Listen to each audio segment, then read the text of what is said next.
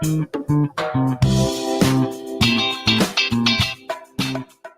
is from the Real Deal, South Florida, written by Catherine Kalergis.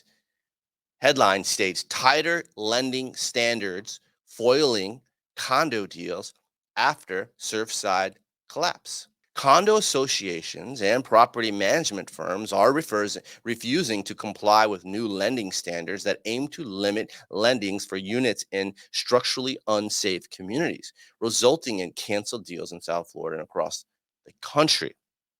So it seems like they're not lending on single units in particular buildings that have unsafe structures.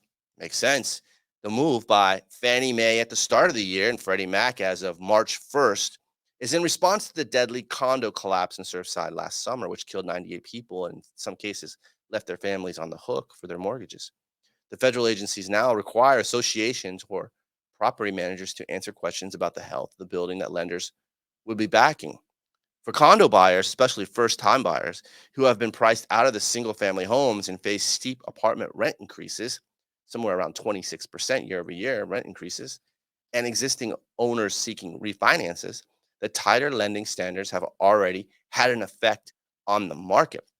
Not to mention, with the Feds raising rates and inflation, this must be a real squeeze now on potential condo buyers. Some condo associations have refused to fill out the updated questionnaires, which ask whether a regulating or inspection agency has directed a property to make repairs due to the unsafe conditions. Some condo associations have refused to fill out the updated questionnaires. I think that's where we started in the first place, and one of the reasons why, because of the collapse in Surfside. Let's read on. Some of the most affordable housing in Florida is condos, said Christine Pappas, president of Florida Realtors and vice president of the Keys Company. It already was tough enough for our condos to be purchased by the first-time home buyers, and this has made it extremely tough and disheartening for buyers. So, would you rather buy a condo in a structure that's unsafe and have it to be a little tougher to buy that or know that a questionnaire has been filled out in the right perspective by the condo association declaring that the building is actually safe? So I don't think it really makes sense what Christina Pappas from the Keys Company is actually talking about. Anything you say can and will be used against you, headline says. There are workarounds, experts say, but many prospective buyers are reporting delays in getting financing. If a lender or a mortgage servicer doesn't accept a partially filled out questionnaire, that suggests it will be difficult to close loans at the same property in the future. Maybe if a condo association doesn't fill out the questionnaire or fills out half of it, maybe you shouldn't live there in the first place. I don't know. That's just my perspective. Even if a buyer is seeking a conventional loan that's not Fannie or Freddie backed, most conventional lenders follow the same guidelines, which they should. It's safety. For most of the 30-year fixed rate mortgages, either a bank or a company is selling them to Fannie or Freddie, or they may want to be able to. They don't want to create a loan they can't sell or keep on their balance books, said Greg Garcia, president of Capital Partners and Mortgages, a lender in Florida. Liability is also a major issue for associations and property management firms. So you're telling me the association doesn't want the liability, but what's the liability? We're talking about humans and life here. I think people have the right to know if the building is safe or not. Some management companies have taken the stance of, we've been advised by counsel not to answer, Garcia said. You can understand their reluctance. I can't understand it. I want to know if the building that I'm trying to buy a condo in is safe or not.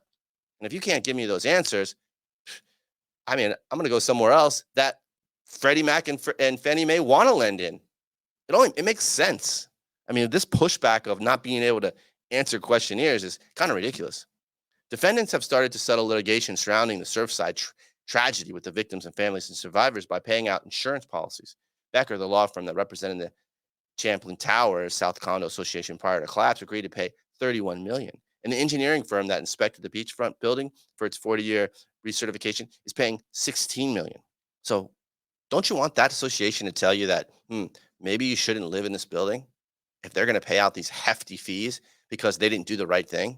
The condo association itself which allegedly ignored years of warnings about problems with the building, is a target of a primary lawsuit, which is seeking class action status. So, right there, Condo Association itself, which allegedly ignored years of warnings. It ignored years of warnings. Why don't these other condo associations actually learn from this and fill out the right questionnaire? And maybe if they can't fill out the questionnaire correctly, they should look into their own associations and their own engineering and the building that they're representing and fix some things. Everything has changed as a result of the collapse. Good, said Frank Simon, general counsel and a partner at KW Property Management and Consulting. The federal government that backs these mortgages doesn't want to be on the hook for no collateral. In a survey performed by Community Associations Institute, 35% of its members reported a delay in lender approval, and 27% said they had loans denied because the questions are not being answered. That's not specific to one price point. Brokers, lawyers, and property managers say if associations don't comply with it and Fannie Mae and Freddie Mac refuse to issue loans, then that becomes a vicious cycle, Simon said. That could have a negative effect on property values. We're worried about property values, and we're worried about timing on getting financing rather than people's life and the life of actually the building. He pointed out that the KW doesn't have an official stance on how associations should respond. Maybe they should have an official stance. Maybe that official stance should be in the side of the human being and their security of the building's going to be there. The June collapse of the towers south didn't slow condo sales in South Florida, but it did accelerate the trend of condo buyouts of older properties in need of repairs. Some investors and developers seeking bulk deals have targeted unit owners of older properties that have been put on notice by the city or county building departments. The prospective buyers either want to fix units and lease them or acquire all the units in the building to then demolish the condo and build something new. That's a good idea. Get rid of the old and actually build a secure structure that Fannie or Freddie Mac will lend in. Sounds good to me. Overall, South Florida condo sales and median prices have continued to grow, surpassing single-family home sales. Affordability has weakened. So what's the problem? We have growth in condo sales. Nationwide, a quarter of the residential sales are all cash, according to the National Association of Realtors. Yet, in South Florida, cash sales account for about half of all condo sales. Even in the new condo development market, investors are scooping up more affordable units that have rental flexibility, limiting the buying pool to just investors who've already dominated in the most expensive in the housing market. No, it said 50%. It didn't say limiting the buyer pool. It's 50%. There's still 50% of inventory out there to be bought with loans. When you restrict the opportunity to purchase a home, you open the door for essential housing stock to be scooped up by investors. What's wrong with investors buying it? People need to rent because that's what investors are going to do. So if rental prices have gone up 26%, the only buyers to pay all cash for the purchase, Don Bauman, a senior vice president of Community Associations Institute, said in a press release about the impact of new questionnaires. Chris Cash, senior vice president of national operations at Hamilton Home Loans, said he is still able to complete questionnaires verbally with associations or property management firms.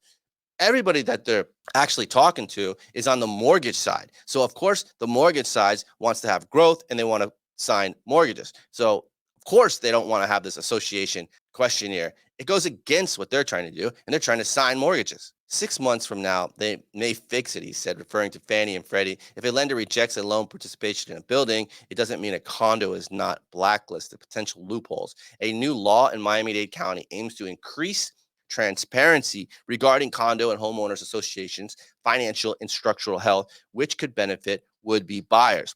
Benefit buyers, but what does it do for the lenders? Associations will be required to file structural reports, financial statements, insurance policies, budgets, and major planned projects to the county by February 1st, 2023, and continue to do so on an annual basis. We're in 2022. You would think that already associations would be required to file structural reports, financial statements, insurance policies, budgets, and major plan projects to the county.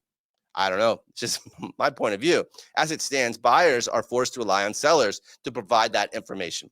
Buyers are forced to rely on the seller. The seller wants to sell. The seller's going to tell you anything. By law, sellers have to turn over financial documents and assessment reports to buyers only when a sales contract has been signed and the buyer requested information. That transparency of documents will help lenders. Buyers know what they are getting into prior to an inspection or an appraisal, said Pappas of the Keys Company. That will save buyers time and money. both which are increasingly limited in today's market, especially as interest rates tick up. We believe this will mitigate that, she said. Simon, who is president of his own homeowners association, said associations may or not understand what the question is and why it's been asked. It's not their point to be questioning why the question is being asked. If they were doing their job right, this questionnaire wouldn't even exist. Unlike the issue of insufficient reserves, safety questions are generally still required to be answered, even when buyers are putting down big deposits of 25%. Pappas noted, which happened with a listing that the Keys company had a senior living community. It can be a very scary from a buyer's perspective when you're told a lender cannot lend in a building, Pappas said. We are seeing anecdotally many associations let our buyers and sellers know they will not be filling these questionnaires out. Boy, that's a welcoming association. Garcia, the mortgage lender, and others said that if the associations refuse to answer questions or fill out the questionnaires, the lenders can sometimes obtain the information from the seller or someone on the association board.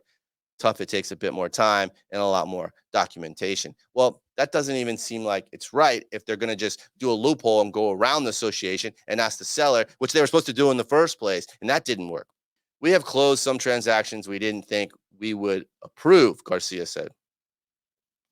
Maybe those transactions really shouldn't have been approved. With one recent loan, the association was asked if there had been a recent engineer's report, how much needed repairs would cost, and how much the building had in reserves. The building had $2 million worth of work that needed to be completed, with only $200,000 in the bank. But the lender got the seller involved, and the seller was able to provide the engineer's report. It showed that the repairs were cosmetic in nature and planned to be completed according to a set schedule. It was deemed to be acceptable, Garcia said, but it would not have happened without extra due diligence. I would anticipate over time it should get a bit clearer which condos are okay and which are not. Extra due diligence because they got the engineering report. That doesn't seem like extra due diligence. It just seems like due diligence. Wow. Well, we'll follow that. And I'm definitely on the side of condo associations need to clean up their act, fill out those questionnaires, get real engineering reports, and have enough reserves if something goes wrong in the building and it needs to be corrected. But that's just me.